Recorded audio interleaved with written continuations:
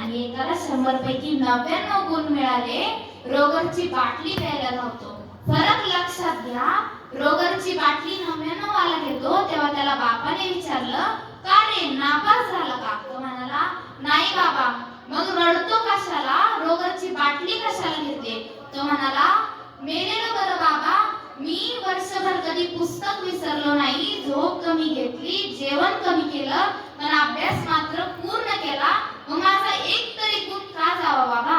तेव्हा त्याचे वडील म्हणाले, अरे त्या 35 वाल्याकडे बघ, त्याने अख्ख्या आळंदीत पेढे वाटले. तेव्हा तो म्हणाला, बाबा त्याने वाटलेच पाहिजे, तो वर्षभरही टीव्ही समोरच बसून होता. 12 महिने तो टीव्ही समोर बसला होता. त्याला 35 फार झाले, परंतु मी वर्षभर कधी पुस्तक विसरलो नाही, अभ्यास कमी नाही केला, मग माझा एक तरी गुण का जावा बाबा? आणखी ऐका, 2 प्रकारचे विद्यार्थी परीक्षा देत असतात.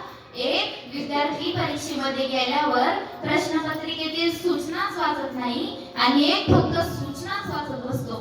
खालील 7 पैकी कोणती 5 प्रश्न सोडा. मग यांच्यातील आपल्या लायकीचं कोणतं ते बघतं आणि त्याच्यातलं अ ब क ड पोट विभाग सोडून निघाला घरी. अर्ध्या तासात घरी निघाला पेपर सोडून. घरी त्याची माय कौतुकाने सांगते की माझं बाकीचे बसतात म्हणे 3-3 तास पेपर लिहित, माझा पिंट्या येतो ना अर्ध्या तासातच पेपर लिहून. आता यांना तरी काय माहिती यांना काय दिवे लावलेत आणि काय नाही.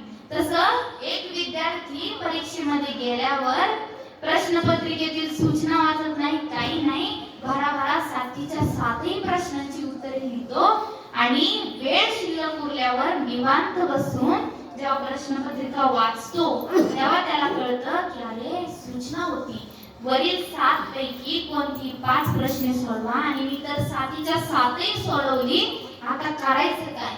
मग तो काय करतो, उत्तरपत्रिकेत खाली परीक्षकासाठी एक सूचना लिहितो की कृपया परीक्षेवेळी सूचना न वाचल्यामुळे मी 7च्या 7 प्रश्नांची उत्तरे दिली, तरी आपण वरील 7 पैकी कोणती 5 प्रश्ने, कोणती 5 उत्तरे तपासावी. हे लिहिण्याची ताकद त्याच्यात आहे ज्यांनी वर्षभर अभ्यास केला.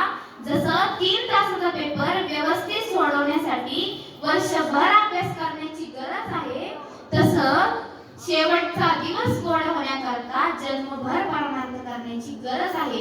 महाराज म्हणतात, मी केला यासाठी केला होता टहास, शेवटचा दिवस गोड व्हावा, शेवटचा दिवस गोड व्हावा.